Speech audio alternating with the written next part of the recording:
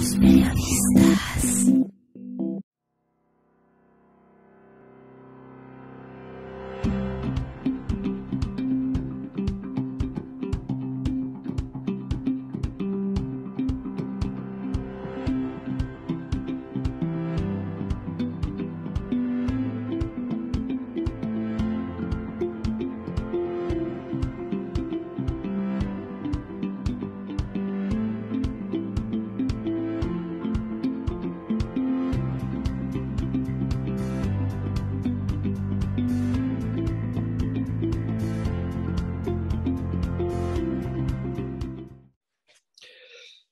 Don Fritz Glockner, muy buenos días.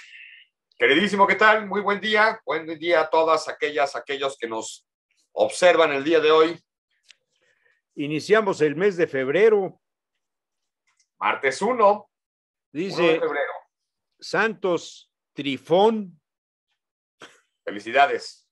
Agripano. ¿Cómo? Agripano. Ay, eso me sonó a COVID, güey. Pablo Hong. Juan Ji Moon. Eso habrá que, bueno, son nombres que ya no se usan, pero pues los santorales siguen poniendo los datos de santos, pues ya fuera del contexto de hoy los chavos se llaman Kevin, Max. Por cierto, estaba leyendo para escribir sobre un restaurante madrileño que se llama Casa Siriaco, que se hizo famoso, entre otras cosas, porque Valle Inclán sitúa el inicio del peregrinaje de su personaje, el poeta ciego, con pésima suerte de todo, le va mal. Max, se llama Max Estrella. Inicia su recorrido en Casa Siriaco y me acordé de Valle Inclán y de pues toda esa parte de la literatura de principios del siglo XIX, ¿no? De finales del 19, principios del 20, perdón. El 20 y un poquito, una época. Principios del 20. Una época muy interesante para las letras. Y luego leí un artículo que salía publicado que regresa a la Semana Negra de Barcelona. Barcelona Negra. Barcelona Negra. Sí, Barcelona Negra, evento fundado por este librero especialista en género negro, catalán, ¿no? Cuyo nombre se me acaba de ir de la memoria, ahorita me acordaré, que tenía su librería Negra y Criminal en el barrio popular maravilloso de Barcelona, donde se hizo toda una remodelación. Paco Camarasa. Se llamaba la librería Negra y Criminal en Barcelona, efectivamente. Exacto. Y se me olvidó el nombre de mi querido Paco Camarasa, que hasta pena me dio, carajo. Fuimos muy amigos, era un personaje genial. Falleció hace 4 o 5 años, ya no, o 3 años, no sé. Y él es el fundador de Barcelona Negra, dando continuidad, digamos, a la reproducción que se ha suscitado, sobre todo en la península ibérica, de replicar la Semana Negra de Gijón. Hay Valencia Negra, hay Madrid Negro, en fin, hay una serie de ciudades que han intentado, pero yo creo que salvo Gijón, la otra que ha tenido cierto impacto es Barcelona Negra. Pero repito, su impulsor había sido Paco Camarasa y con su ausencia, pues evidentemente había venido bajando, ¿no? Creo que Carlos, el escritor que ha sido policía, Carlos, ahorita me vendrá el nombre. Sí, claro, que hasta se ha tomado su vida como referente en algunas series policíacas españolas. Él creo que siendo él policía, comenzó a escribir novela policíaca. Bueno, hay 2 casos en España, el de Carlos Quiles. Y el del jefe de la policía también de Gijón. Sí. También es jefe de la policía y también es escritor, cuyo nombre tampoco. Oye, ¿qué estás provocando? Que no me estoy acordando de los nombres. Voy a tener que voltear para ver el nombre de Alejandro Gallo. Alejandro Gallo es el jefe de la policía en Gijón, que también es escritor. Y ya no me estés poniendo traspiés, donde no me estoy acordando de los nombres, carajo. No, yo soy incapaz de hacerte una broma de ese tamaño. Nada más te quería preguntar si has leído o sabes algo de la novela gráfica sobre el Holocausto. Maus, ves que hace unos días se conmemoró el día del Holocausto. Maus la prohíben en un condado de los Estados Unidos por vulgar e inapropiada. No, pues me estoy enterando de eso. No puede ser, man. Y Ganó como el siempre, premio Pulitzer en 1922, era un cómic que se tradujo a 20 idiomas. Y ahora, bueno, hay una revisión de la historia literaria en el mundo, así como hay la revisión histórica. Hay una revisión literaria histórica que esté echando por tierra las cualidades de los escritores de una determinada época, sobre todo del siglo XX. pero bueno, no solamente del 20, no están atreviendo a revisar la del 19, porque ya son clásicos, ¿no? Pero te refieres a esa revisión que tiene que ver con la propagación, digamos, del machismo o de estas situaciones de género. ¿Te estás De refiriendo? género, de machismo y lo que está en relación con el Holocausto, Sí. con la Segunda Guerra Mundial. Han surgido, no sé si has leído en los últimos años, movimientos que dicen que el Holocausto es una No existió. exageración, que no es cierto, y ya los judíos ya empezaron a hacer sus movimientos, etcétera. Y los partidos en Francia, en Alemania, en Italia, en Austria, en Rusia, empiezan a levantar nuevamente el asunto de la suástica como un emblema hasta deportivo en algunos casos. Esta revisión será parte de que no tenemos nada que hacer por la pandemia, que entramos en crisis y entonces pues, hay que revisar lo que ya está revisado porque hay que revisarlo de nuevo, porque eso nos puede dar de comer para el corto plazo. No, yo sí estoy convencido de que las ideologías son cíclicas y el fascismo como opción de sociedad, como idea de lo que quiero y de la supremacía de las razas, yo creo que vuelve a surgir paulatinamente. Olvidemos que tampoco se han extinguido por completo. No sé tú, pero a mí en España, por ejemplo, en un par de ocasiones me tocó ver a cabezas rapadas con suásticas en Madrid, en Barcelona, incluso en alguna ocasión en Barcelona casi hasta recibimos un tipo de agresión por parte de estos jóvenes, ¿no? Entonces, me queda claro que eso es la historia de la ideología humana no deja de extinguirse por completo, ¿no? Siempre quedan pequeños nichos que cultivan y que van ganando adeptos y que entonces ahora quieren reescribir un pasado o más bien generar que las improntas del pasado no fueron tan dramáticas como para volver a que obtengan una actualidad y una vigencia en esos momentos históricos. ¿Me explico? Sí, Pero claro. no le veo tema al COVID, sino más bien tema a que así somos los humanos, mi querido. Y estamos en Sí, tendrá que ver también con una especie de estrategia o de campaña para que no se nos olviden ciertos temas. Durante muchos años, y alguna vez lo platicamos por aquí, en las islas de libros de Sanborns aparecían siempre los títulos relacionados con Hitler, con el nazismo, con el Tercer Reich, con la Segunda Guerra Mundial, con cosas de este tipo. Y al final del año, cuando hacían un balance de los libros más vendidos, los libros relacionados con el nazismo eran de los más socorridos siempre. No sé si esto siga siendo vigente, no tengo la menor idea, ya no tengo el acceso yo a esos datos, pero ni he ido a las librerías de Sanborns, pero seguirán teniendo presencia.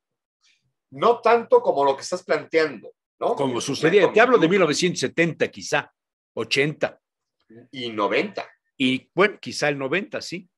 No, entrando la década de los 90, todavía llegabas a ver, como bien mencionas, ¿no? En exhibidor.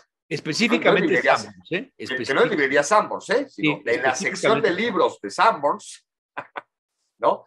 Siempre jugaban con ese tipo de numeralia y de recomendaciones, o los más vendidos, o los más agraciados, y sin lugar a duda, entre otros, Mi lucha, de Adolfo Hitler, de pronto era una lectura que siempre estaba en cierta numeralia de aceptación o de lectura o de consumo, ¿no? Siempre hemos dicho, por ejemplo, en el caso de nuestras librerías, Fondo de Cultura Educal, evidentemente lo que hemos hecho es colocar junto a Mi Lucha las relatorías de los campos de concentración en Auschwitz o el diario de Ana Frank. O sea, hay que plantear las dos visiones de una misma historia como opción de lectura de aquel que de pronto quiera inspirarse con Hitler. También hay que recomendarle que también no puede dejar de inspirarse con Ana Frank, por ejemplo, ¿no? Que ahora ya salió un dato por ahí que un detective fue el que la denunció, no sé qué rollo. Bueno, ¿quién sale ganando con este tener en vivo el escenario previo de la Segunda Guerra Mundial? En Netflix hay una película ahora que se llama Berlín antes de la guerra o algo así, que te sitúa en el contexto de lo que sucedió previo a la Segunda Guerra Mundial y te habla, entre otros temas, de cómo una sociedad culta, económicamente poderosa, ambiciosa por más poder económico, se entregó totalmente a los deseos lunáticos de un líder como lo fue Adolfo Hitler. ¿Qué le pasó a esa sociedad? ¿Se avecinarán históricamente tiempos que repitan los escenarios? Sí, sí, yo soy un convencido de que, insisto, de que el hombre como especie animal es el único que sí se tropieza con la misma piedra, se tropieza con el mismo momento histórico. Y a pesar de que siempre he dicho que lo único de lo que somos dueños es de nuestro pasado, es de nuestra historia, de pronto no terminamos de comprenderla o de asumirla para que ese pasado actuante nos permita en el presente vislumbrar lo que puede convertirse el mañana, el futuro. Pero al final de cuentas el futuro no es nuestro, el futuro es incierto. Nadie tiene comprada ni la vida, ni la fortuna, ni absolutamente un carajo, ¿no? El futuro es del mañana. Sí, punto. El futuro es de ese mañana con que se convierta en presente y entonces ya lo vas a poder tener como tal. Correcto. Pero de lo único que eres dueño es de tu pasado, de tu historia, de tu nostalgia, de tu memoria, ¿no? Como Correcto. individuo y como sociedad. Y entonces en esa lógica es ridículo que no hagamos las reflexiones pertinentes de esa propiedad que tenemos como historia y que se pueda generar una repetición instantánea de una situación de que pueda surgir otro Hitler y que una sociedad, como bien dices, con un desarrollo económico, con esto, con aquello, pero también con una capacidad de dominio publicitario, Hitler no hubiera sido nada sin un Goebbels, ¿no? Este creador de la imagen potente de la exaltación de la publicidad, de la raza. Sí. Oye, pero también un cerebro que tuvo la capacidad de identificar las nuevas herramientas, las nuevas tecnologías de aquella época, el cine, la radio, ¿no? Sí. Para poder penetrar las grandes concentraciones, la disciplina, etcétera. Hoy día hay varias agencias de noticias nuevas. En el pasado nos alimentábamos de La Voz de América en la radio, de la BBC, a veces de la Deutsche Welle, esa información, la F, ¿no? Y algunas de los Estados Unidos que tenían cierta tendencia, casi todas en el escenario del anticomunismo. Hoy día, después de la caída del muro de Berlín y de la llegada de personajes al poder como Putin, que me parece un personaje interesantísimo de análisis, vigente después de tantos años, reelecto, que está poniendo el dedo en la llaga de un asunto que para muchos quizá no represente nada y que es Ucrania, la base religiosa de la Rusia de los zares. Tanto es así que hay 3 iglesias en Ucrania de la misma fe, pero con diferentes sentidos, porque hay divisiones incluso dentro de la propia iglesia ortodoxa pues, Ucrania. Y hoy día hay dos agencias de noticias, la RT, que no sé si quiere decir Rusia algo, pero es RT, que es famosísima, que está presente en YouTube, está presente en televisión, en todo, y otra que se llama Sputnik. Uh-huh. Y el otro día leí, Sputnik presentó una protesta ante los organismos internacionales de la libertad de expresión porque Facebook le está bloqueando todo lo que tiene que ver como fuente de información con Sputnik. Yo soy uno de los que sube muchas cosas relacionadas con la fuente de información de Sputnik. No había percibido lo de Facebook, pero no sé si es en todo el mundo o es en algunos países. La forma de pensamiento, el enfoque de la noticia de los rusos está empezando a dominar y a meterse en este gran monopolio de la comunicación de los Estados Unidos, del imperialismo yanqui como lo conocimos en el pasado? Pero yo creo que no, esa pregunta yo creo que siempre ha estado, ¿no? O sea, lo que pasa es que no nos llegaba tanto porque habíamos estado permeados por la ola norteamericana, ¿no? Y por la información de AP y las agencias norteamericanas. Recuerdo muy bien en 2006 que tengo la oportunidad por primera vez de haber visitado Nueva York. Yo no había ido a Nueva York hasta el 2006 cuando me voy de maestro visitante a Dartmouth, que me doy una vuelta por la Gran Manzana. Y recuerdo haberme parado en esta esquina donde confluyen todas las agencias informativas norteamericanas y tomé conciencia de que ahí estaba el control de la creación de mi imaginario colectivo, de que había estado yo dominado por la información que saliera de esa esquina, que no recuerdo si es la quinta con no sé qué, que es la esquina emblemática, ¿no? Donde están las tres agencias informativas y publicitarias, ¿no? de los Estados Unidos. Entonces, yo creo que siempre ha sido, lo que pasa es que no había capacidad de que Rusia o la Unión de Repúblicas Socialistas Soviéticas hasta el 87 pudiese llegar. Pero hoy, con esta lógica de las redes sociales, del Internet, de la sociabilización diversa, bloquear la capacidad de información del enemigo o del contrario o del adversario ya es casi más que imposible, ¿no? Pero yo creo que siempre había existido, querido, esta fortaleza. Cuando era Unión de Repúblicas Socialistas Soviéticas, bueno, no editaron su revista Sputnik precisamente para contrarrestar a las elecciones de Reader's Digest. Como en su momento, en la Segunda Guerra Mundial, los Estados Unidos patrocinaron la revista Life. Claro. Como contraparte de lo que estaba pasando en el frente de guerra. Por supuesto. Entonces, yo creo que como potencia siempre han tenido la información, el manipuleo, el intento de dominar el imaginario colectivo.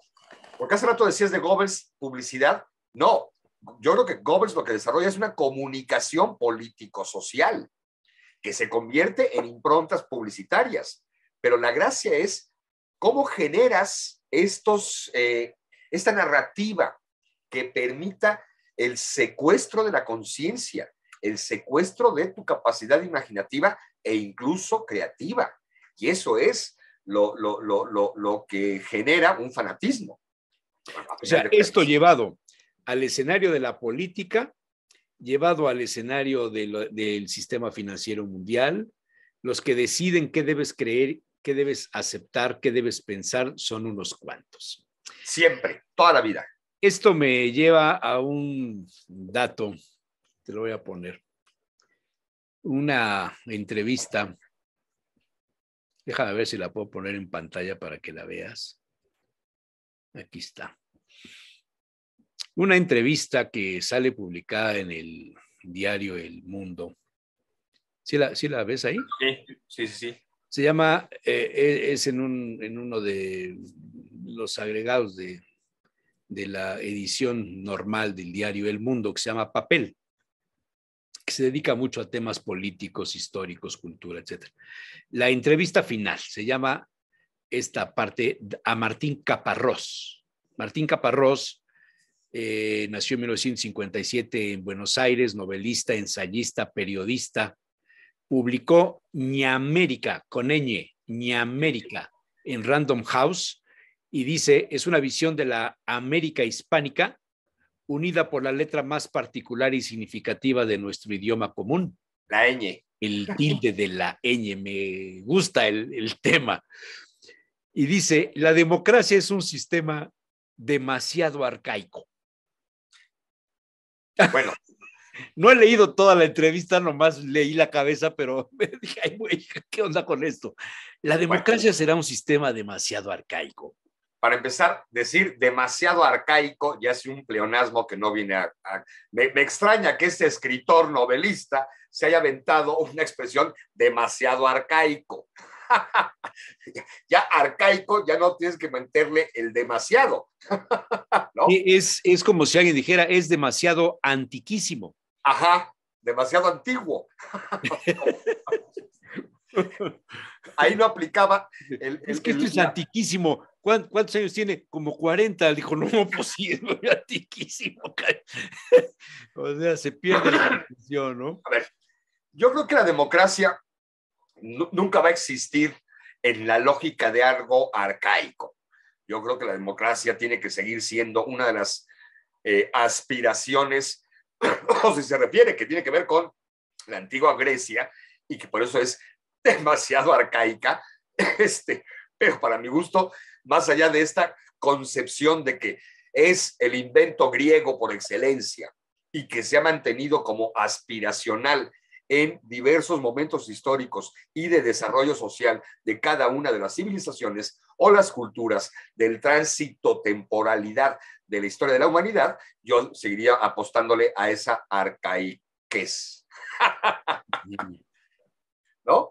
O sea, sí creo. Históricamente las sociedades no han descubierto ninguna otra forma de gobierno que les permita representarse o verse representados todos en un escenario de igual valor, más que la democracia. Exacto, exacto, para mi gusto, y por lo mismo, y ha tenido sus matices, ¿no? Porque ha habido democracia parlamentaria, democracia, ¿no? Ha habido otro tipo de expresiones de la propia democracia y qué tanto puedes generar una representatividad o no dentro de este tipo de participaciones. Pero yo sí soy un apostador a que evidentemente la participación social, ya no digamos ciudadana, ¿no? En términos genéricos, es de los elementos hereditarios de la vieja Grecia que habría que seguir cultivando sin lugar a duda. Aunque no es un sistema perfecto. Evidentemente no. Es otra cosa. Porque es sistema humano, a final de cuentas, y los humanos somos hermosamente imperfectos, bastante imperfectos, para que no se... A final de cuentas, definitivamente. Bueno, ahí te dejo este otro tema, ya para terminar, que no sé si será de tu interés. Es una nota que subimos al portal de losperiodistas.com.mx. Sí. La ciencia de la tilde. Y pregunta, ¿es hora de eliminar el acento gráfico? Oh. Es un artículo de la BBC que hace referencia a una premisa de Gabriel García Márquez, que pidió la jubilación de la ortografía. Sí, en el encuentro del ser humano desde la cuna, proponiendo el entierro de las H's rupestres, un criterio racional para la G y la J, y reclamando más uso de la razón en los acentos escritos, que al fin y al cabo nadie ha de leer lágrima donde dice lágrima, o sea, lágrima donde dice lágrima, ni confundirá revólver con revolver. Yo no sé si lo escribió García Márquez, tengo esa duda, pero sí, el artículo es interesante, ¿no? No lo escribió, lo declaró en un congreso de la lengua, en un congreso, una convocatoria internacional, bueno, no internacional, hispanoparlante, ¿no? En Península Ibérica, continente americano de habla español o Castilla, como lo quieras decir. Él no lo escribió, o sea, lo escribió porque fue su discurso y se aventó este rollo y generó, ¿no te acuerdas? La gran polémica, no me acuerdo, pero sí, ¿te atreverías a reflexionar sobre la jubilación del tilde? No, yo no estoy de acuerdo. En su momento, bueno, además se decía que parte de la propuesta de Gabo, de García Márquez, tenía que ver con que él tenía muy mala ortografía y que siempre tenía que pasar. Sí, claro, es histórico, era del dominio público, pues, ¿no? De que los textos de García Márquez siempre traían una cantidad horripilante de faltas de ortografía. Incluso entonces, ahí sí, el corrector de estilo merece parte del premio. Sí. O por lo menos deja corrector de estilo, corrector ortográfico, corrector gramatical, cabrón, ¿no? Y que incluso llegó a tener problemas cuando, ya no como novelista, porque ya como novelista es otra historia, ¿no? Y bueno, corregir a García Márquez, pues habrá sido evidentemente un logro, un honor, ¿no? Sino cuando era periodista en Colombia de Nota Roja, cuando trabajaba en el periodismo. Porque evidentemente, imagínate, en los años 50 la máquina de escribir no le corregía los acentos. No tenía corrector automático. Exactamente. Como el Word.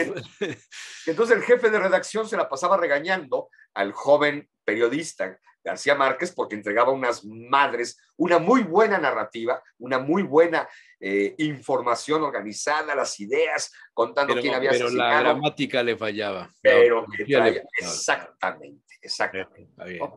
¿No? Y que, por cierto, se acaba ya viste también la noticia, ¿no? ¿De qué? ¿De la hija? Acaba de anunciar que García Márquez tuvo una hija fuera del matrimonio. Sí, ya salió la chava por ahí, sí, claro. Gandhi, creo que se llama, ¿no? Sí, lo vi. Muy bien, pues mi querido Fritz. No, para cerrar, ¿qué tal que esta semana Puebla se encuentra en 2 reportajes de la revista Proceso? No sé si ya la viste.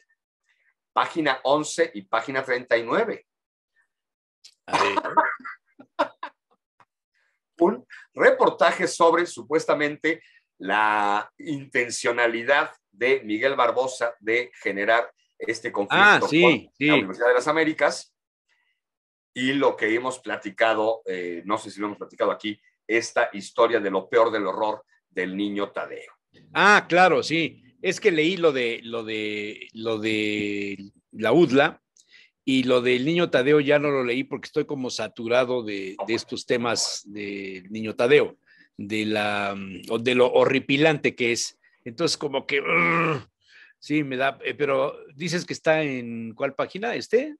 La de Tadeo en el primero sí lo leí. 37 o 39. No, lo único que yo mencionaba era como dato curioso, pocas veces un estado se encuentra en 2 reportajes. En la página 38, tienes razón. En la página 38. Sí, ayer hablamos de eso y en mi columna de este domingo también hablé de esto, pues este escenario, ¿no? Que mientras, por un lado, estamos en el foco del cuestionamiento nacional de medios nacionales e internacionales, porque lo de Tadeo está en el orden internacional, pues acá en el ámbito local presumimos del nuevo corredor industrial de San Martín, gestionado por la Secretaría de Economía y la convocatoria al certamen del tamal en Zacatlán mañana 2 de febrero, Día de la Candelaria, auspiciados por la Secretaría de Cultura. Dos importantísimos eventos para mejorar la imagen cuestionada en la revista Proceso de este domingo. Sí, lo único que decía yo, ni siquiera, o sea, simplemente es pocas ocasiones en Proceso hay 2 reportajes de fondo sobre una realidad y que en ambos casos, por desgracia, trae improntas de la negatividad de nuestra ciudad, de nuestro estado. Queridas, todos. Como dijera López Tarso, como le dijera Zabludovsky a López Tarso, buena rima, Tacho, buena rima. Yo voy a decir, como diría Cachirulo, adiós, amigos. Gracias, querido Fritz. Abrazos para ti, besos para tus mujeres. Gracias, estamos en contacto. Buen día.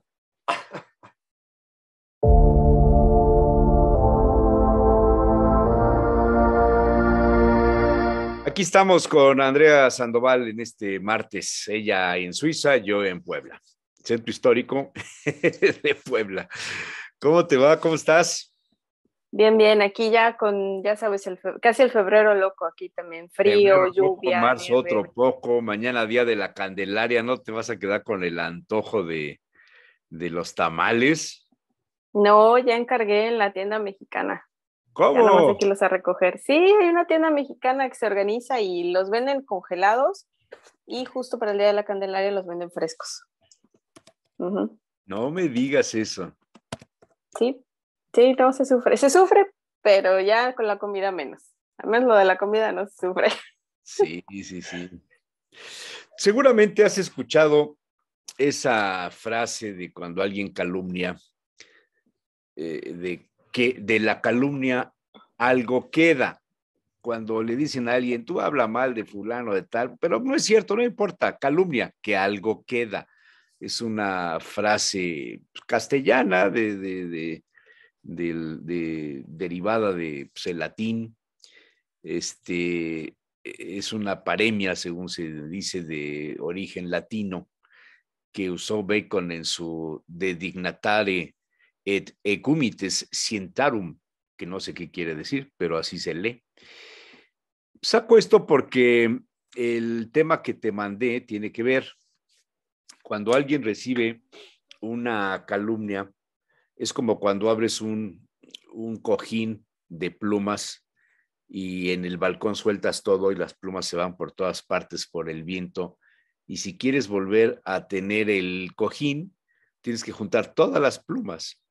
Cuando hablas mal de alguien, cuando ofendes a alguien, cuando calumnias a alguien, las plumas de su honor vuelan y por eso se dice que algo queda de la calumnia.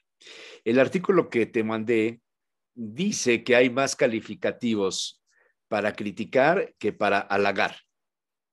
Dice que se necesitan 5 estímulos de decir estás bien, te ves bien, para combatir uno que diga estás mal. Cuando alguien piensa que se siente gorda y llega alguien y le dice, ¿qué huele gordita, cómo estás? Se acabó su vida en ese momento. Hay un asunto ahí que pasa por la aceptación de uno mismo, o hay un asunto que realmente alguien que nos ofende, que nos molesta, que nos cuestiona, que nos critica, y no estamos acostumbrados a que nos critiquen, tiene tanto poder hacia nuestro interior, mucho más poder que lo que podamos nosotros sobreponernos a lo que digan los demás de nosotros mismos. ¿Cómo ves? Muy fuerte, y creo que yo las primeras cosas que diría es que las palabras tienen peso, las palabras tienen un sentido, o sea, las palabras no se las lleva el viento, ¿no? De ahí tú dices lo de la calumnia. Entonces, dame un segundo, segundo que está aquí sonando. A ver, algo pasó por allá. En un instante más, Andrea se comunica con nosotros. Estamos hablando de este tema de la calumnia. Está allá. Ya emergencia. Pero bueno, aquí el punto es ese, las palabras no se las lleva el viento, lo que dices de una persona la define, para bien o para mal, ¿no? Y también somos no solamente la imagen que tenemos de nosotros, sino somos lo que también las personas creen que somos, ¿no? Esa reputación. En Puebla se dice mucho el qué dirán, ¿no? O sea, cuida el qué dirán de ti. ¿Qué dirán si te pusiste 2 veces el mismo vestido en una fiesta social? ¿Qué te dirán si llegas a tales horas? ¿Qué dirán si pasan esto? Lo que la gente hace con las palabras es definirnos y darnos un lugar en la sociedad, cosa que es una necesidad psicológica, es una necesidad social, que ocupemos un lugar dentro del medio que para nosotros es importante, ¿no? Porque si hay personas que hablan de nosotros y no es importante, pues no le tomamos mucha atención, la verdad. Pero si es una persona que aparentemente nos conoce, nos dice, nos define, pues obviamente nos afecta, ¿no? Esas cosas que nos llega a decir, si es una pareja, pues ni te digo. Pero en general que la sociedad haga eso es algo que nos afecta mucho, ¿no? Es algo que nos pone en conflicto. Sí, pero sí necesitamos oír cosas buenas de nosotros mismos cuando alguien habla mal. ¿Es algo como un pésame? ¿Es algo como decir, estoy contigo? Sí, claro, necesitamos de hecho se dice que es parte de devolvernos una imagen, ¿no? La persona nos habla a nosotros para encontrar una imagen y encontrar una forma de encontrarse y decir, bueno, tal persona ve esto en mí, ¿no? Somos vistos, es una necesidad muy importante social, ser visto y decir, Sí. bueno, yo sé que me estás dando ese feedback, ¿no? Sobre mí. Ujú. Esa parte es como En realmente fundamental. en ese escenario, una persona que no tiene éxito es una persona que es criticada incluso por él mismo, no se siente él exitoso. A propósito del artículo de que la vida no es que sea vivida, sino hay que aprovechar la vida. La inteligencia del éxito se llama el libro donde está basada esta frase. Fíjate que me recuerda un poco la filosofía, o bueno, lo que proponía Víctor Frank con la Ándale, sí, logopedia. efectivamente, sí, O sea, efectivamente. que tú le busques ese sentido a la vida, vamos a decir, la vida no tiene sentido, que no tiene sentido, ¿qué sentido le vas a dar tomando en cuenta que no tiene sentido? ¿Y qué le vas a proponer tú a la vida? ¿Qué vas a traer tú a la vida para hacer la diferencia, no? Y simplemente es cambiar el rol. No estoy yo aquí para recibir, sino estoy yo aquí para aportar. Este es mi aporte, es con mi vida, con mi creación, con lo que yo quiero hacer. Y me recordó mucho la propuesta de la logoterapia, ¿eh? También en el sentido que lo que decimos, nuestras palabras, nuestras conversaciones, ¿no? Nos llevan a tener esos encuentros o desencuentros con las personas, ¿no? Esas realidades. Sí, pero ¿crees que realmente en las circunstancias en las que hoy vivimos se pueda decir que la vida hay que aprovecharla cuando hay mucha gente que padece de muchísimos problemas? Estaba leyendo un artículo ayer en la noche de una señora, de una mujer que vive en Madagascar, que tiene que recorrer no sé cuántos kilómetros para ir por agua porque están viviendo una sequía terrible. Y tú dices, ¿eso es vida? Obviamente, pues no lo es, porque no es una calidad de vida, ¿no? Que es de lo que estamos hablando en este momento, Ajá, sino, o sea, pero entonces, está viva, pero pues, ¿cuál es o el sea, precio de entrar vivir en eso ahí? de calidad, o sea, hay que buscar tener calidad en la vida, como cuando se compra una ropa que sea de calidad, que dure, que acepte varias lavadas. No es simplemente vivir. Cuando tú naces, tú no tocaste la puerta para venir, Uh-huh. ¿no? Sí, claro, o sea, a ver, la calidad de vida es que tú tengas servicios, tengas seguridad y cubran tus necesidades básicas, ¿no? O sea, que realmente tú tengas, ¿te acuerdas de esa pirámide de Maslow, ¿no? Que tengas desde seguridad, desde acceso a la educación, desde relaciones sociales estables, seguras, la familia, una escuela, las personas que pues son religiosas, que puedan asistir a los eventos de religión. Todas esas cosas son necesarias. Sí, incluso se puede medir esa calidad de vida, ¿no? Y ya se mide. Entonces, es una forma de decir cómo es la calidad de vida en el país y de ahí pues lo ven en el acceso a la educación, el Pero acceso a la entonces alimentación, al esto, agua. quien no tiene esto, quien no tiene calidad, sí tiene una manera de vida que se convierte en lo cotidiano. Llegamos a un punto en el que lo que hacemos lo hacemos ya simplemente por inercia. Ya no estamos pensando en que tenemos que superarnos, tenemos que conseguir otra cosa, buscar una calidad de vida, como lo has dicho, porque pues aquí nos tocó vivir, diría la canción. Diría el programa, ¿me recordaste el programa de Cristina Pacheco, se llama? No me Algo acuerdo. así. Aquí ¿Qué nos hace tocó vivir. Y del Canal 11? entonces, ¿qué Uh-huh. hacemos? Lo que hacemos es intentar cambiarlo, que es como de niños a jóvenes, ¿no? Tenemos esa idea de querer cambiarlo y cuando ves que no puedes hacerlo, te acostumbras, te adaptas, tiras tu sueño por un trabajo que te dé quincenalmente algo, una seguridad y aunque sea hasta la loma, pues puedes sacar tu casita y tener algo si es que te alcanza, si no, pues en el día a día. Y mucha gente desafortunadamente trabaja hasta que muere. O sea, no tiene una oportunidad de disfrutar en algún momento de su vida, su existencia, sino se la vive en el modo sobrevivencia, supervivencia, y tratando de sortear los problemas que tiene de salud, de seguridad, de educación, familiares, y obviamente pues también vienen muchos problemas eh, para poder realizar sus metas, ¿no? Esa generación le cuesta mucho trabajo y a veces se apoya en la siguiente, voy a decir abuelitos, ¿no? Que no tuvieron un acceso a la educación ni nada, se apoya muchas veces en los hijos o a veces hasta en los nietos para poder seguir subsistiendo. E igual, ¿no? Al revés, los nietos pues van y le dejan a los bisnietos que los cuide para que se vayan a trabajar. Se hace un círculo y sobre eso sí se ha analizado mucho, sobre este círculo que realmente mantiene a las personas en este bajo nivel de vida y en este bajo nivel a una vida de calidad, a servicios y a todo lo demás. Y no nada más es algo que está dentro de la persona, en realidad también es una responsabilidad del Estado, es una responsabilidad de todas las instituciones que ya existen y que lo único que tendrían que hacer es funcionar, pero pues realmente muchos funcionarios reinventan, ¿no? Los servicios, las instituciones en cada periodo de 3 o de 6 años.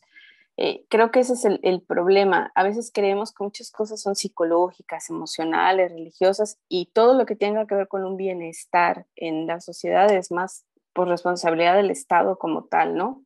Sus programas sociales y con los servicios que brinda. El problema es que muchas veces se dan esos discursos de solo porque tú puedes, deberías poder, ¿no? Y si partimos de que no se puede hacer nada, pues que mejor, porque así no vas y exiges nada más a nadie, ¿no? O sea, realmente acabas diciendo que pues así está bien y no haces. Claro, claro, claro. Pero bueno, ¿cómo le buscamos la vuelta a cuando nos va mal? Los mexicanos tendemos a lo irónico, tendemos a reírnos de nosotros mismos, hacemos chistes de la desgracia, ¿no? En otras sociedades quizá Cállate. no sea así, quizá venga el estímulo del esfuerzo, de trabajar más, organizarnos, etcétera, etcétera. No hemos enfrentado en México en los últimos 100 años, 100 y algo de años, no hemos enfrentado una guerra. Cito esto porque paso a enredarlo con otro tema que no te mandé, pero que te lo tengo por aquí presente. En Europa y en el mundo hoy día se está hablando de la posibilidad de una invasión de Rusia a Ucrania, un escenario de guerra. En Netflix te mandan una serie o una película Berlín antes de la guerra. Empiezan a renacerse discursos y escenas y fotografías y hechos que tienen que ver, novelas, por ahí hay una novela que salió publicada hace unos días en España de una escritora que ganó un premio Planeta, creo, o algo así, que tiene que ver con lo que sucedió entre la sociedad civil, no los militares, en la Alemania nazi. Y en los medios informativos, Ucrania se prepara para la guerra, Rusia mueve a sus tropas al frente, el presidente de los Estados Unidos dice que no va a permitir que se invada Ucrania, las iglesias, la ortodoxa de Kiev dice no sé qué, la ortodoxa de Moscú dice no sé qué, el Papa alienta a los que viven en Ucrania, la fe, etcétera, etcétera, etcétera. El escenario de guerra no lo hemos vivido los mexicanos en los últimos 100 y pico de años, pero vivimos hoy día la inseguridad, todas estas cosas que tú sabes bien, la presencia de los cárteles, en fin, lo que trasciende en el mundo. Y decimos, pues aquí nos tocó vivir.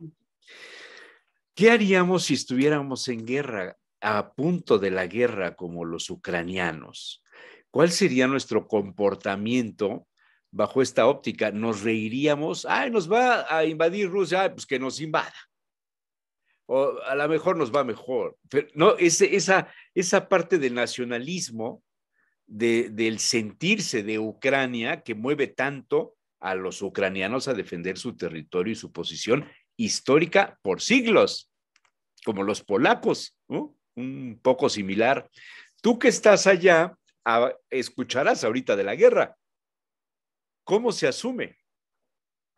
Bueno, yo estoy como que en una isla porque sabes que Suiza es muy neutral y no se mete ni políticamente ni militarmente hacia ningún, digamos, conflicto ni nada por el estilo. Y realmente aquí como tal no se ha vivido una guerra, pero claro que sí se siente la inseguridad, la desestabilidad que quiere decir la guerra, ¿no? Porque lo primero que trae es que todas esas cosas que iban creciendo, desde empresas, proyectos, bienestar, todo eso se viene abajo y lo que te da esa sensación de pánico, ¿no? Conozco personas que, y te lo decía aquí, creo que alguna vez, donde yo vivo, tiene un búnker en donde las personas almacenan agua, conservas, o sea, todo, ¿no? Hay una puerta que se cierra, pero aquí el sentido es por las plantas de energía nuclear, que Suiza tiene mucho, que la gente no sabe, pero tiene muchas.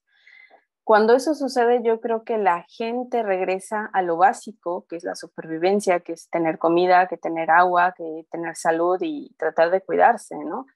Lo que no sabemos, creo yo, es como convivir mucho en momentos así porque no estamos preparados. O sea, no sabríamos cómo responder y creo que caeríamos muy pronto en el pánico y aquellas personas que no se lo toman en serio, como decías, no, ay, haces bromas, pues total, que vengan. Cuando ven la realidad son las primeras que no saben cómo reaccionar y realmente pues son las más frágiles, ¿no? Porque no toman precauciones, no se cuidan o no hacen nada parecido y son las que más se pueden poner en riesgo junto con su familia, ¿no? Realmente México no ha vivido esas guerras, como dices, y México es muy, muy, muy afortunado porque tiene una diversidad de todo, de clima, de comida, incluso de cultura. Entonces realmente es muy rico y cuando naces en un país muy rico como México no te das cuenta lo fácil que es perder toda esa riqueza, ¿no? Creo que esa es la diferencia. En Europa saben de las guerras, saben de los inviernos, o sea, creo que es una de las cosas que te forja el carácter y es sentir un invierno. Una vez que sientes ese frío, una vez te das cuenta que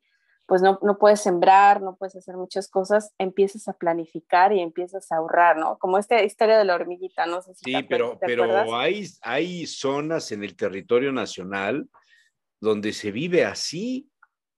Las inclemencias del tiempo terminan con las cosechas, el narco arrasa, no hay seguridad para que salgas en las noches, puede que tengas agua potable, tienes internet, tienes televisión, tienes telefonía, pero no tienes la seguridad de cruzar la calle porque tienes el temor de una balacera o si eres periodista de que te asesinen. México está en el récord junto con Afganistán en el número de periodistas asesinados. O Sí, sea, y quizá justo no creo que... vemos todo lo que pasa, quizá no lo veamos. O sea, no todo es el sueño guajiro de vamos a unir Tulum con Palenque, ¿no? El Tren Maya. O sea, estas cosas que sí, seguramente van a detonar, van a dejar ingresos, los empleos, el turismo, etcétera. Pero hay mucha gente, como en Madagascar, que tiene que caminar kilómetros para ir por agua. O hacer filas para recibir una vacuna, o rogarle a Dios, al Señor de las Maravillas, al santo que tú quieras, porque lleguen las medicinas contra el cáncer para los niños. Y de hecho, formarse en una fila por agua, lo estás diciendo muy bonito, porque conozco, bueno, hemos leído, ¿no? Historias de lugares y países en donde las personas tienen que entregar o caer en la prostitución o en algún tipo de cosas así solo por agua. Entonces, creo que te decía, esa es la diferencia. México es tan rico. O sea, si tú vas, por ejemplo, a Veracruz y dices, bueno, no tengo un trabajo, me pongo a pescar o que me tiren la moneda, o sea, hay muchas formas, pero el clima también, de alguna forma, las guerras y todo eso te forma el carácter. Sí, sí pasa, y creo que la gente del norte precisamente tiene una perspectiva diferente de la del sur en México, ¿no? O sea, si conoces a alguien de Monterrey, yo aquí he conocido a personas de Sonora, de Monterrey, y también he conocido personas de todo lo que es pues, la parte turística, ¿no? Cancún, Islas Mujeres, o de zonas tan similares como Cuernavaca, ¿no? La gente no sabe, pero los suizos tienen mucha historia en Cuernavaca y Cuernavaca tiene mucha historia en Suiza. Entonces, ¿Por qué, oye? hay un colegio, el primer colegio suizo, me parece que lo pusieron en Cuernavaca y de ahí está el otro, creo que en Querétaro, si no mal me acuerdo, y Ciudad de México. Hay 3 colegios suizos en México donde obviamente pues van en sí familiares de suizos, ¿no? Entonces, cuando se conoce o cuando yo conozco ese tipo de personas, sí noto que las personas del norte tienden a ser mucho más trabajadoras, se ponen metas más grandes y las personas del sur no digo que no, pero sus metas son diferentes, sus metas son como un poco más personales, mientras las de las personas del norte creo que es más a largo plazo, ¿no? Incluso hasta para sus hijos, para sus nietos, tienen una forma de ser un poco diferente. No sé, las personas que sean de esos lugares, pues igual y también han conocido personas del centro, del norte y del sur, ¿no? Esa mentalidad cambia. Que las cosas, bueno, se decidan desde Palacio Nacional o se decidan desde el centro de la República, pues hace también como un poco la diferencia, ¿no? Pero yo al menos sí puedo decir que la gente más emprendedora, más trabajadora, mexicana que yo he conocido aquí es del norte. Realmente son los que se ponen metas, te decía, largas no solamente para ellos, sino para su familia. Monterrey pues es altamente conocido, ¿no? A nivel internacional y de hecho la comunidad es muy grande, ¿eh? Hay muchas personas del norte por acá. Uh-huh. De Cuernavaca también, pero es más por motivos familiares. Ahí sí. Uh-huh. Es una Suiza chiquita. Bueno, hubo una época en la que hubo muchos europeos viviendo ahí por el clima. Entre otros, un señor que fue emperador de México, Maximiliano de Habsburgo. Por ahí anduvo un buen rato, ¿no? Le gustaba mucho Cuernavaca. Pero bueno, entonces este asunto de la guerra no lo oyes mucho en Suiza o no trasciende. No, sí, o sea, sí se escucha claro como política nacional, como temas, o sea, qué están haciendo los grandes países. Nacional, vamos. Uh-huh. Claro, y siempre es la forma en que ellos tratan de pensar cómo les va a afectar con los tratados que tienen con la Unión Europea y todo, pero, o sea, es eso, yo vivo como una isla en la mitad de Europa, pero no es Europa, yo no manejo el euro y muchas cosas que para las personas que están en Europa son de tal forma aquí no son así. Es un poco curioso vivir en Suiza, es como estar en Europa sin estar en Europa, entonces sí se escucha, sí se ve y de hecho de momento Suiza no la tiene muy bien con la Unión Europea. Hay tratados que se han roto un poco porque la Unión Europea quiere que Suiza se adhiera a la Unión y Suiza no quiere, entonces eso hace como que cierta fricción, ¿no? Pero sí se siente cultural, obviamente, eso, ¿no? Los suizos son personas que ahorran mucho, te lo decía una vez, tienen una cultura del dinero muy diferente a la que tenemos, bueno, creo que en general los latinos o los americanos, ¿no? O sea, son mucho más cautelosos con su dinero, con las compras, incluso con los regalos, o sea, miran las cosas de una perspectiva diferente. Que te compras una bolsa cara, pero no tengas un buen seguro médico o no estás ahorrando para tu vejez, para ellos es así como, ¿estás mal? ¿Por qué estás usando dinero? Es una irresponsabilidad. Es una ignorancia económica. O sea, no sabes que el dinero es como para tu vejez y te puede salvar la vida en un momento y esa bolsa al final que te va a dejar nada. Pues es un lujo para las personas que realmente lo tienen. Háblese de un Roger Federer o de Tina Turner, que hay personas que saben que vive aquí, ¿no? Casada con los suizos hace muchos años. Entonces, esa es la gran diferencia, o al menos lo que yo noto. Suiza es mucho más cautelosa y trata de adelantarse a 20, 30 años. No está hablando de lo que pasó ahora, sí, obviamente, ¿no? Pero no como tema central y que se olvide, sino está planeando que los niños que acaban de nacer o que están asistiendo ahorita a las escuelas básicas tengan ya un proyecto de vida, ¿no? Económico, obviamente también cultural, también político, y se puedan integrar. Es un país muy chiquito, también presta para hacer ese tipo de cosas y reflexiones, ¿no? Suiza, imagínate, tiene todo el territorio de Veracruz con la población de todo el estado de Puebla. O sea, es mucho más fácil de llevar, ¿no? Claro. Cuando lo piensas así. No, sí, claro, y además, bueno, el prestigio de la educación, por ejemplo. Sí, claro. Básicamente, o sea, todos los niños aquí acaban hablando alemán, francés e inglés, más el suizo alemán, ¿no? Cuatro idiomas. Uh-huh. Fíjate, sí, con eso pueden salir al mundo europeo, ¿no? Sí, y el claro. español, mucha gente habla español también, ¿eh? Claro, claro, No es claro, de sorprenderse, claro. pero sí. Por eso Muy te bien, decía, muy interesante. sí, esta parte de la reflexión del artículo que me mandaste, pues es como muy buena, ¿no? Para poner un sentido de decir, bueno, ¿qué quiero yo aportar a la vida? Y no al revés, ¿no? Solamente para cerrar con eso, Está bien, de qué le vamos a poner, ¿no? ¿Qué propongo? está bien. Muy bien. Pues creo que ya se conectó Noé, ya veo por aquí su Sí, ya. conexión. Hola, buenos días. Iremos con él. Buenos días. Andrea, muchísimas gracias. A Saludos. ti, Cuídate mucho, Saludos, Andrea. sobre todo igualmente. de los contagios, aunque estás vacunada, pero ya ves que el Ómicron no respeta ni razas, ni estados, ni naciones, ni nada. No, hombre, iba que vuela. Pero sí, Va que vuela. gracias y nos vemos. Ay, Bueno, mi querido Noé, muy buenos días. ¿Cómo vas? buenos ¿Cómo días. estás? Bien, bien, bien, ya, al 100%. Al 100%. ¿Qué tal el Pues sustito? sí, un poquito, angustiante, aunque te diré que precisamente como estoy vacunado, no me dio tiempo de ir a la de refuerzo, porque en ese momento fue cuando me contagié. Pero estoy esperando a que pasen unos días para ir ya que me den la vacuna de refuerzo. Pero gracias a que estoy vacunado, realmente los síntomas fueron leves, ¿no?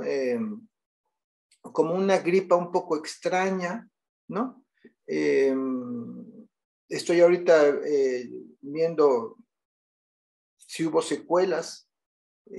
Hasta el momento solamente hay un poco de sofocación, tal vez el sistema respiratorio ha quedado un poco dañado, Ah, ¿no? sí. Sí, pero leve, no de gran fuerza, tal vez, ¿no? Eso hay que verlo con el tiempo, pero vaya, no fue tan desastroso ni tan grave, ¿no? Yo creo, aquí fue la combinación de vacuna y Omicron, ¿no? Que Omicron no es tan agresivo como lo fue Delta o las variantes anteriores. Sí, sí, sí, eso es cierto. Pero esto que dices que sientes que te falta aire o algo así. Uh-huh.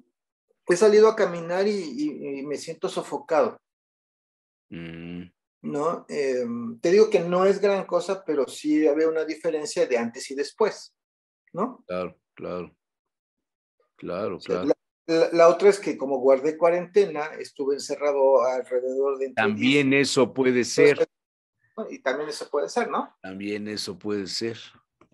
Bueno, pues cuídate porque la verdad es que los que ya pasamos por eso, Sí, sí, sí, podemos ¿no? presumir, pero no te creas, hay un asunto delicado siempre y hay las secuelas, esto de las lagunas mentales o cosas de ese tipo que muchos dicen que de pronto se les olvida pagar porque se les olvidó. Sí, sí, ¿Eh? sobre todo cuando llegan las cuentas del banco, ¿verdad? Dice, ay, Sí. se me olvidó, es que tuve, ¿Qué? ¿Cómo tuve COVID. yo? ¿Cuándo Ajá, fue eso? No me acuerdo. sí. No, pero sí, lo que sí es cierto es que sí, esto que dices tú, de por sí ya tenía yo problemas con la memoria por lo de el evento cerebrovascular que tuve, pero bajo medicación ya me empecé a recuperar y siento que sí fue un regresar, eh, vuelvo otra vez a la hora de dar clases, me doy cuenta que se me olvidan los nombres, se me están volviendo a olvidar, ¿no? Fíjate, nada más, hombre. Y es probable que también sea por el coronavirus. Claro, claro, claro. Pero Bueno, bueno, del ¿y mal qué el nos menos. tienes hoy? ¿Perdón? ¿Qué nos tienes hoy? Pues hoy te traigo a Amado Nervo, Ándale. ¿no? Nomás para recordar a este ilustre poeta mexicano eh, que nació en Nayarit en 1870. y murió en Uruguay mientras estaba en el servicio diplomático en 1919.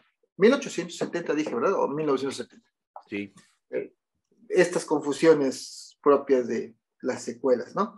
Bueno, te voy a leer este que se llama Oremus, que me parece que viene mucho al caso y para que se note que la preocupación por la manera en que las nuevas generaciones ven al mundo y se mueven en el mundo, ya estaba, por ejemplo, en Amado Nervo.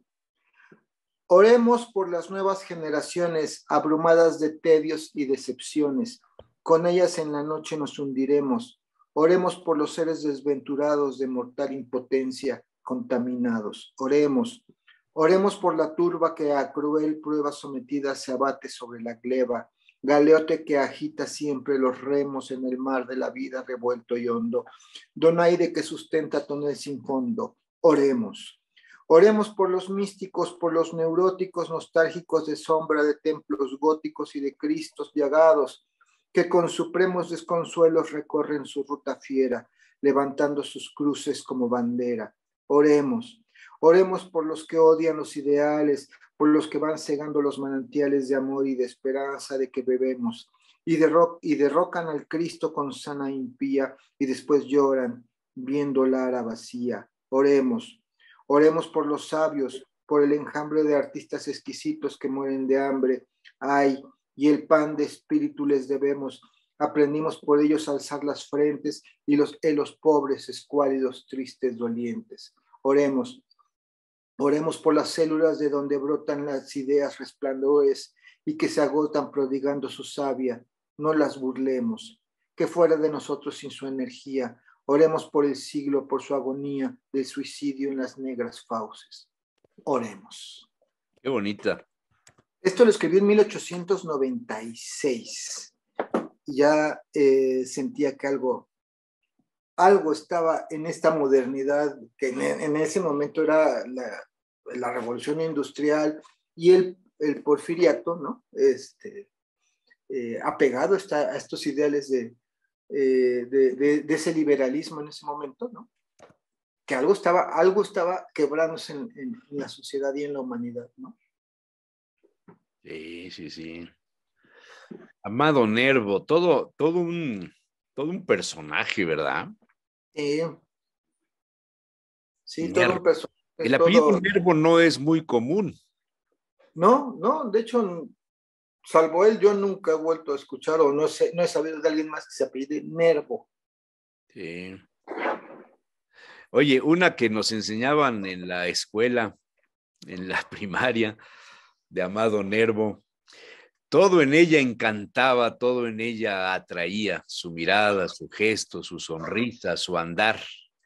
El ingenio de Francia de su boca fluía, era llena de gracia como el Ave María. Quien la vio no la pudo ya jamás olvidar. Ingenua como el agua, diáfana como el día, rubia y nevada como margarita sin par, el influjo de su alma celeste amanecía, era llena de gracia como el Ave María. Quien la vio no la pudo ya jamás olvidar. Cierta dulce y amable dignidad la investía de no sé qué prestigio lejano y singular. Más que muchas princesas, princesa parecía. Era llena de gracia como el Ave María. Quien la vio no la pudo ya jamás olvidar. Yo gocé del privilegio de encontrarla en mi vida, en mi vía dolorosa. Por ella tuvo fin mi anhelar y cadencias arcanas halló mi poesía. Era llena de gracia como el Ave María. Quien la vio no la pudo ya jamás olvidar. Cuánto la quise. Por 10 años fue mía, pero flores tan bellas nunca pueden durar. Era llena de gracia como el Ave María, y a la fuente de gracia de donde procedía se volvió como gota que se vuelve al mar. Se llama Gracia Plena. Amado Nervo. Nos hacían en la escuela, nos ponían a aprendernos cosas como estas. Ahorita que dijiste Amado Nervo, me acordé, dije, ¿cómo se llamaba la poesía? Esta era llena de gracia. La encontré rápidamente. ¿Qué estilo de escribir de este hombre, verdad? Sí, hombre, sí. No sé si también de él es un poema que también en la infancia escuchabas mucho y nos las teníamos que aprender, que era Pasó con su madre, qué rara belleza de Trío Garzul, ¿no? No. No, me suena al estilo de Amado Nervo, pero la verdad no recuerdo de quién es ese poema. No, pero ¿Pasó cómo? Pasó con su madre, qué rara belleza de Trío Garzul. Que, ya no recuerdo qué sigue de.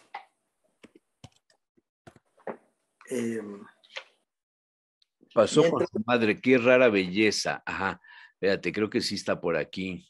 Amado Nervo, efectivamente. Es de Amado Nervo, ¿verdad? Sí, dice, sí, pasó con su madre, qué rara belleza. Dice, pasó con su madre, qué rara belleza, qué rubios cabellos de trigo garzul, qué ritmo en el paso, qué innata realeza de porte, qué formas bajo el fino tul. Pasó con su madre, volvió la cabeza, me clavó muy hondo su mirar azul. Quedé como un éxtasis, con febril premura. Síguela, gritaron cuerpo y alma al par. Pero tuve miedo de amar con locura, de abrir mis heridas que suelen sangrar, y no obstante toda mi sed de ternura, cerrando los ojos, la dejé pasar. ¡Ay, güey! Amado Nervo, efectivamente, mi querido Noé. Sí, de Amado Nervo.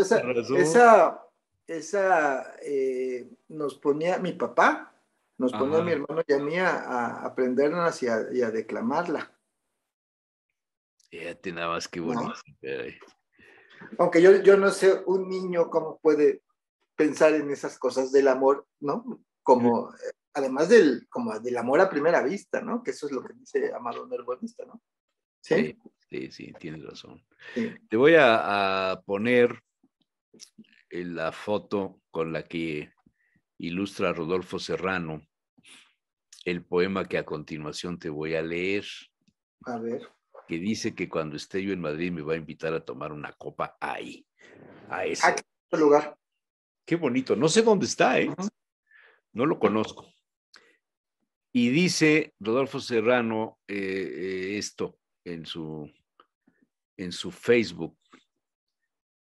Se llama la poesía Un viejo caballero busca un viejo amor. Tiene algo que ver con lo que hemos leído de Amado Nervo.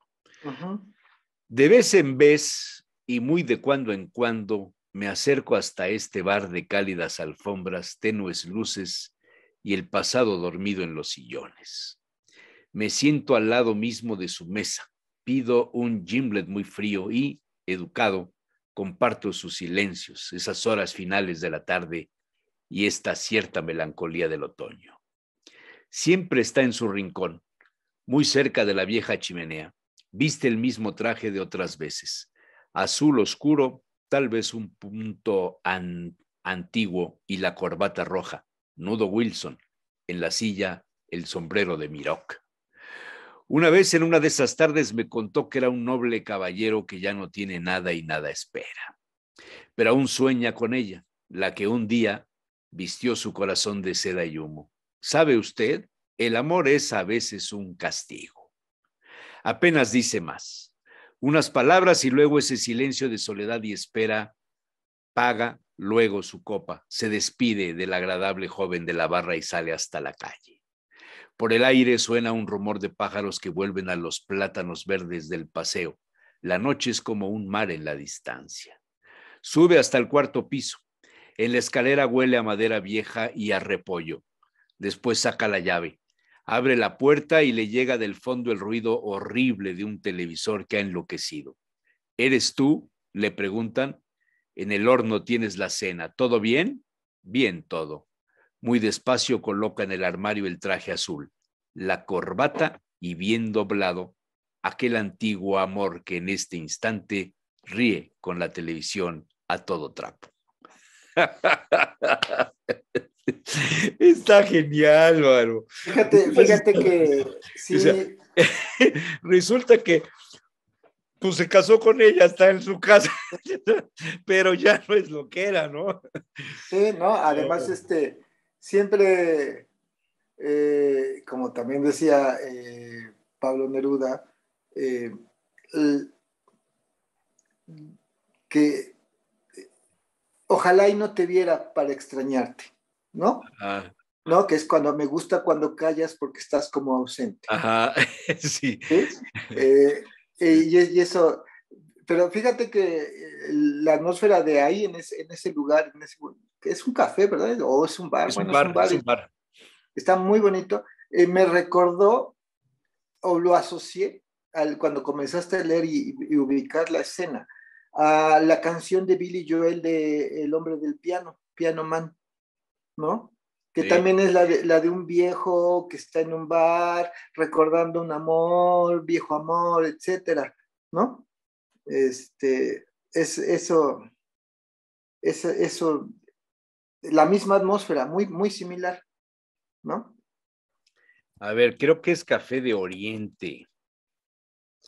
Es que fíjate que yo normalmente cuando he estado en Café de Oriente voy a la terraza, pero creo que es la barra del café, bueno, es el bar del Café de Oriente, sí, efectivamente, es Café de Oriente. Ahí te la pongo. Sí.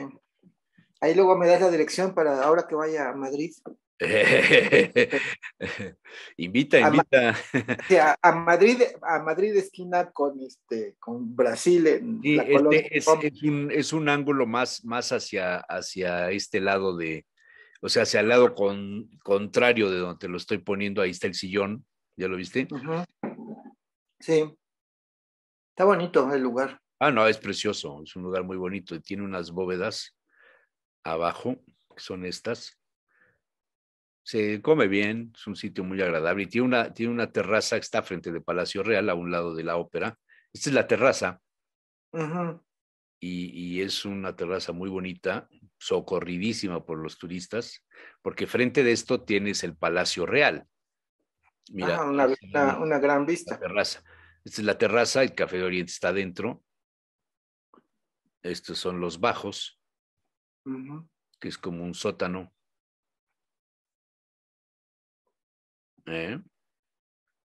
Muy bonito el lugar, ¿eh? Sí, Muy bonito. es muy bonito, es muy Me bonito. recuerda a un lugar aquí de Puebla. Sí, sin tanto lujo. Sin tanto Bueno, déjame lujo. leerte otro de Amado Nervo, ¿sí? Adelante. Y se llama Andrógino. Y le pone como subtítulo Entre corcheas, lubricidades tristes. Órale. Por ti clamaba cuando surgiste infernal arquetipo del hondo erebo, con sus neutros encantos tu faz de efebo, tus senos pectorales y a mí viniste, sombra y luz, yema y polen a un tiempo fuiste, despertando en las almas el crimen nuevo, ya con virilidades de Dios mancebo, ya con mustios halagos de mujer triste. Yo te amé porque, a trueque de ingenuas gracias, tenías las supremas aristocracias, sangre azul, alma huraña, vientre infecundo. Porque sabías mucho y amabas poco y eras síntesis rara de un siglo loco y floración malsana de un viejo mundo, ¿no? Se ve que tuvo sus historias y sus anécdotas de aventurillas un poco, sobre todo en aquella época, poco morales, ¿no? Sí. ¿No? Con un nombre, por lo que describe acá, un nombre muy femenino, ¿no? Uh-huh. ¿No? Y que recordarás que en la antigua Grecia era como, y un poco también al inicio, en los albores del Imperio Romano, no era mal visto, ¿no? Voy a poner, no es todo el poema de José Zorrilla. A ver. Te dije hace como un mes que iba yo a poner cada semana, iba a intentar poner alguno de los poetas del romanticismo. José Zorrilla está considerado dentro Uh-huh. de los poetas del romanticismo. Dice, naciste, Adán, en el polvo y en el polvo morirás. Tú y tus hijos y tu raza y cuantos hombres serán, sudaréis sobre la tierra los hijos por sustentar, mientras los hijos rebeldes con sus padres lidiarán. La tierra brotará espinas, el tiempo ahogará la paz, y sin número los hombres a su Dios olvidarán, y entonces hambres y pestes y de miserias un mar acosará el impío mundo sin descanso ni solaz. Y habrá ejércitos y buques que agua y tierra infestarán, y habrá esclavos y habrá reyes y pueblos y sociedad, y habrá amor y habrá amistades, que en vez de consuelos dar, os darán con dulces nombres amargas horas de afán. Y habrá el corazón pasiones, a cuyo impulso fatal hermano robará a hermano, cuánto bien pudo alcanzar. Será la mujer voluble, será el hombre desleal, y amor tornárese en celos y en envidia la amistad. Y en raza de un mismo origen, todos con derecho igual. El poder será la fuerza y el miedo la autoridad. Nacerán conquistadores las tierras a deslindar, y donde uno puso un trono, otro un cadalso pondrá.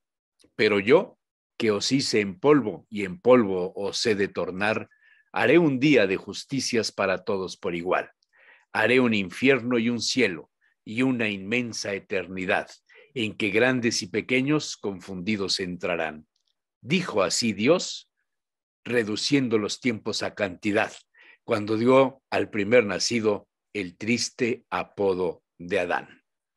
¿Qué te parece? Oye, ese final ¿Qué del te triste. parece, José Zorrilla? Man, me quedé sorprendido, man. ¿No? Dará el triste apodo de Adán. Dará el triste ¿No? apodo de Adán. Sí, cómo Zorrilla nos ve a la humanidad ante el poder divino, ¿no? Sí. Tan chiquititos y nosotros sintiéndonos tan grandes, ¿no? Sí. Y que Aquí va otro que también tiene que ver con esto. Comienza con una estrofa en latín. Tuba mirum spargens sonum, per sepulcra regionum, coget omnes ante tronum.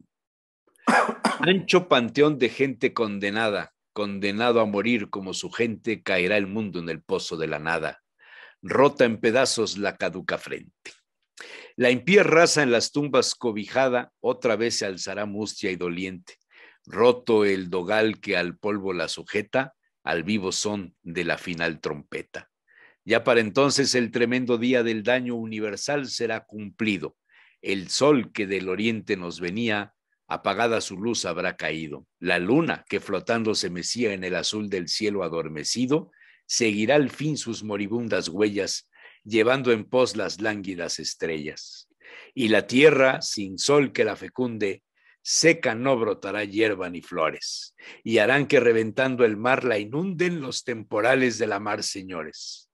Y a las manos del tiempo que confunde, cuántos un día desplegó primores, la tierra que de césped se mastiza, campo será de pálida ceniza. En sus mohosas grietas asomados estarán los desnudos esqueletos, al juicio de su Dios aparejados, silenciosos, estúpidos y quietos, y a trechos en montones apilados. El plazo aguardarán juntos y prietos, con sus despojos reemplazando enjutos, templos, palacios, árboles y frutos. No dará luz el cielo blanquecino, ni hará murmullo el ondular del viento, ni en las rocas el eco campesino repetirá lejano algún acento. Noche y alba sin horas ni camino, ahogarán su crepúsculo opulento, y serán presa de arreciadas nieblas, sin aurora ni noche las tinieblas. No habrá en este pantano, dentro y fuera, ni habrá cosa con cotos ni lugares. Las tierras no hallarán mar ni ribera, ni hallarán playa los disueltos mares. Barro será la agonizante esfera, sin medidas, ni bordes, ni vallares, cual masa por los siglos preparada a tornar al origen de su nada. Las almas volverán mudas de asombro, los cuerpos a buscar en que vivieron, cuando a través del cenagoso escombro vayan tras el lugar de los perdieron, sin ayuda de mano, brazo u hombro, la carne vestirán con que nacieron, porque escuche la carne la sentencia que oyó el alma al pasar a otra existencia.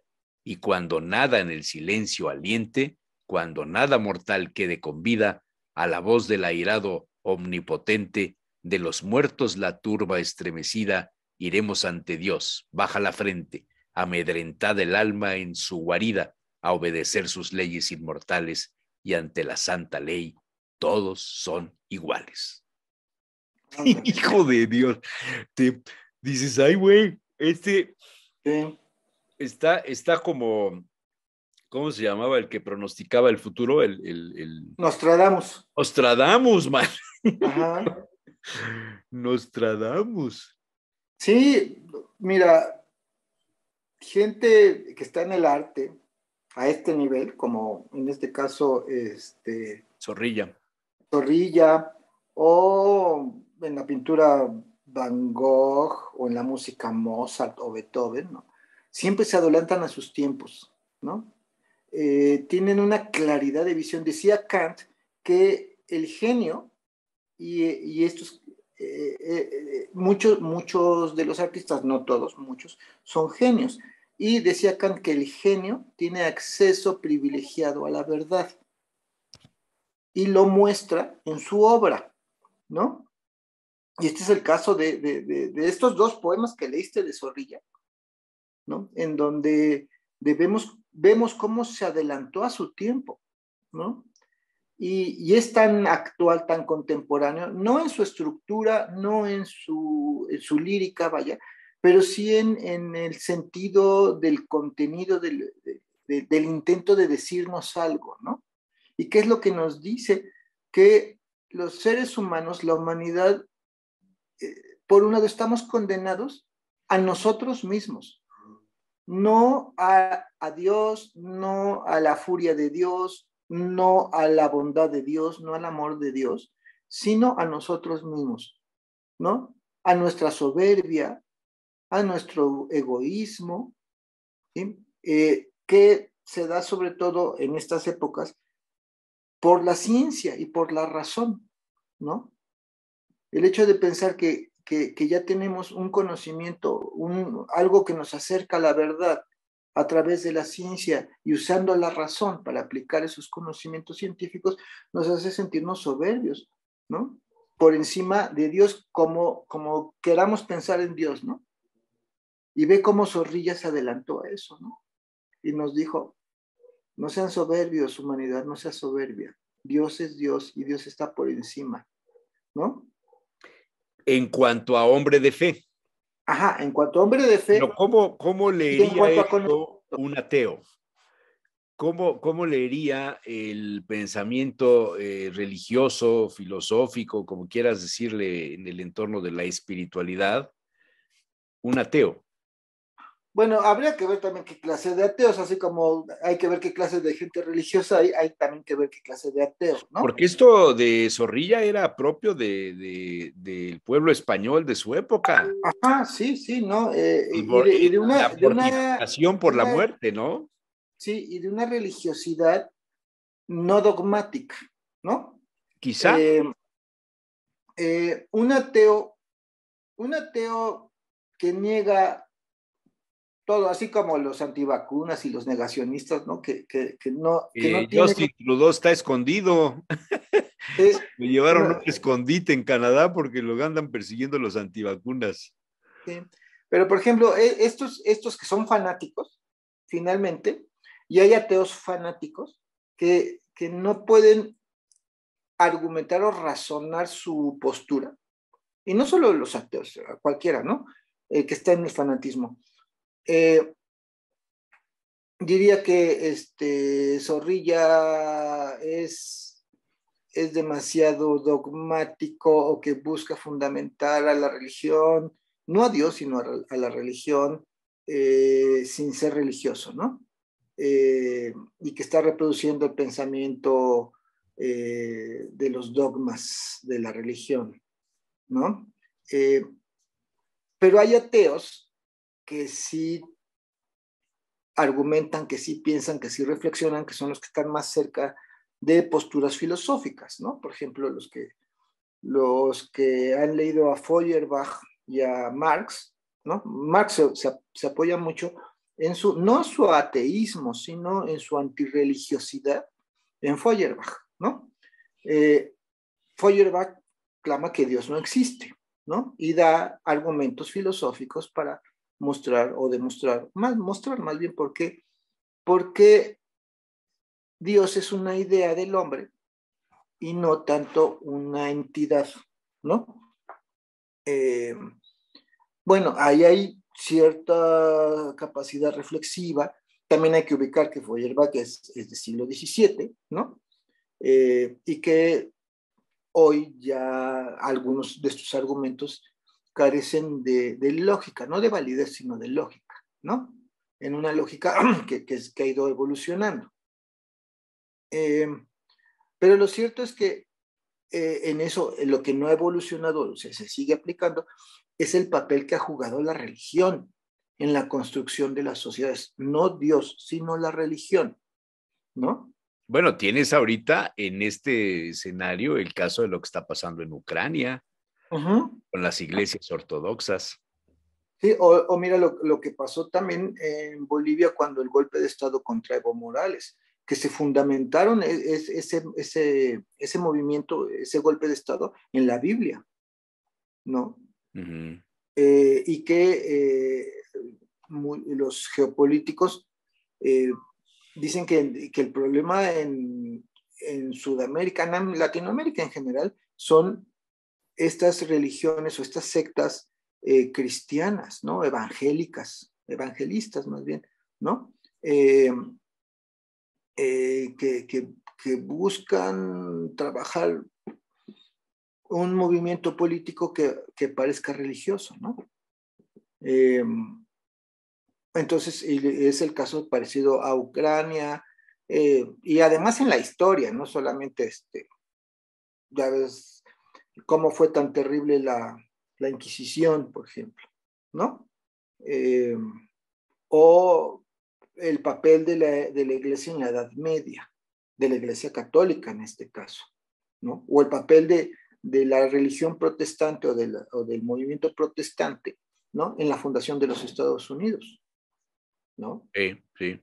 ¿No? Entonces, pero esas son religiones, no son ideas no es Dios, vaya, como tal, ¿no? ¿Sí? Sino son religiones, es decir, es el uso, la interpretación y el uso que los hombres le dan a esa idea de Dios, ¿no? De un poder supremo, de algo que está ahí. Y pues, bueno, hay gente que estará a un buen nivel, que podrá tener buenos argumentos, reflexivos, filosóficos, teológicos, ¿no? Y habrá gente que simplemente repite lo que le dijeron por ahí, que son estos fanáticos que son más activistas, ¿no? Como a otro nivel, los antivacunas, ¿no? Los conspiracionistas, que en todo ven conspiración, ¿no? Que no hay manera de saber si lo que dicen es verdadero o no. Es cierto, sí. Entonces, pues sí está muy difícil demostrar que Dios no existe, como también está muy difícil demostrar que Dios existe, ¿no? Oye, sí, claro. Bueno, es un asunto de fe, finalmente, ¿no? Aunque claro, los teólogos entran en otro asunto, en una cosa de otro tipo, pero bueno, es un asunto de fe, finalmente. Sí. Pero aquí el caso es que Zorrilla me parece que fue un hombre muy, muy lúcido, como todo genio, ¿no?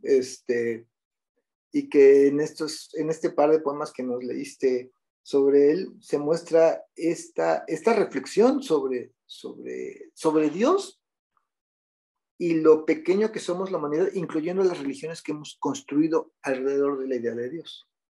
Sí. ¿No? Claro. Muy interesante, muy interesante. Sí. ¿Tienes alguna otra cosilla, algún otro poema, alguna otra cosa? No, ya. Por el día de Dios, el día de hoy. De Dios. Ya.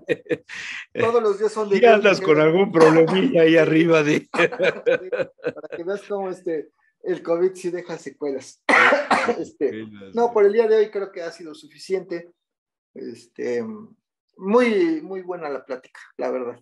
muy bien, mi querido Noé, como siempre es un placer verte y oírte, y tenemos pendientes si ya puedes comer, si ya puedes salir, me dará mucho. Ya estoy empezando a salir porque también es necesario sentir a la naturaleza, al viento y a la gente, ¿no? Verla, yo todavía estoy un poquito tratando de mantener la sana distancia para no contagiar, no para no contagiarme, porque ahorita ya supuestamente ya tengo una inmunidad. Pero ya tienes los últimos análisis, ya estás libre de Mañana voy a hacer virus, unos análisis. o todavía no, porque ves que dicen que hay que dejar pasar unos días, ¿no? Para Ajá. hacerte la última prueba.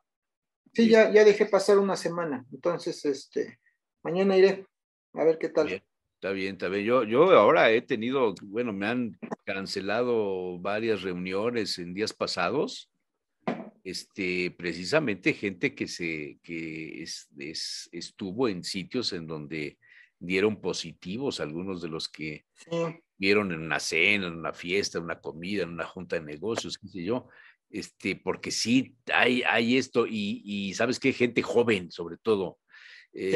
Enteré la semana pasada, pues gente de 20 años, gente de 18, de 30, que se contagiaron, o sea, como que ya les vale, ya dejaron todo muy suelto, y no hay que hacerlo, o sea, no hay que bajar la guardia.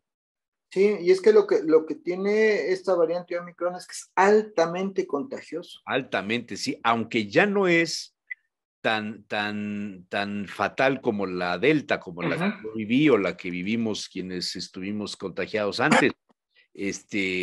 Ya no, y esto hace prever a los especialistas que estamos cerca de un final o de una, ya no de una pandemia, ¿no? Sino ya Una endemia. de una endemia, de una enfermedad común, con una enfermedad con la que hay que sobrevivir, como el catarro, ¿no?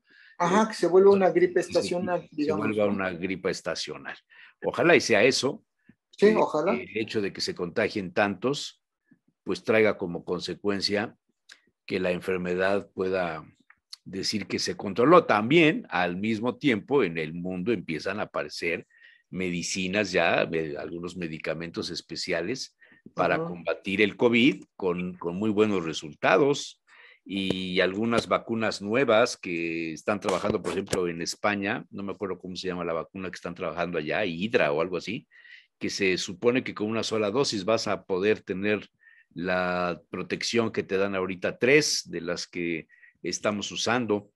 O sea, sí hay muchos adelantos, ¿no? Pero no hay que confiarnos, man. Sí, tampoco, ajá, no hay que confiarse, sí. Sí, yo también he leído que ahí están desarrollando algunos medicamentos. Cuba, por Cuba, ejemplo, sí. Cuba. Bueno, Cuba, por desgracia, pues ya sabes, ¿no? Mientras haya el bloqueo y todas estas cosas, lo que haga Cuba y lo que haga Rusia siempre lo van a dejar un poco de lado.